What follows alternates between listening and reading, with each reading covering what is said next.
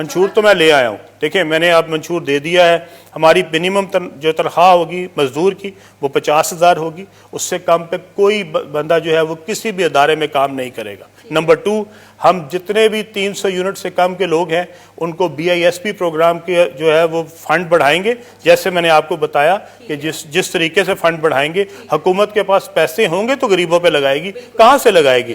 تو ہم اپنے فنڈ بڑھائیں گے، پیسے جنریٹ کریں گے، BISP پروگرام کو بڑا کریں گے. اس کے ذریعے 2 کام کریں گے. ایک، 300 یونٹ تک کے لیے جتنوں کا بجلی کا بل 300 یونٹ سے کم آتا ہے ان سب کے لیے بجلی فری ہوگی.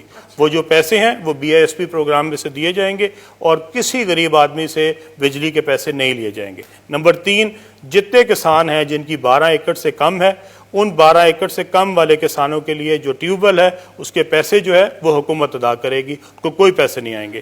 ہمارا ٹرانسپورٹ کا بہترین نظام آئے گا.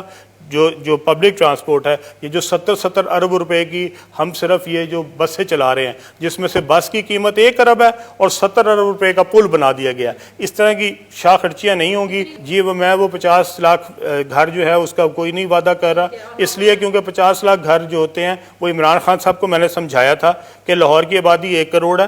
1 کروڑ کے اندر اگر 5 بندے بھی ایک گھر میں رہتے ہیں تو اس کا مطلب ہے پورے لاہور میں صرف 20 لاکھ گھر ہیں.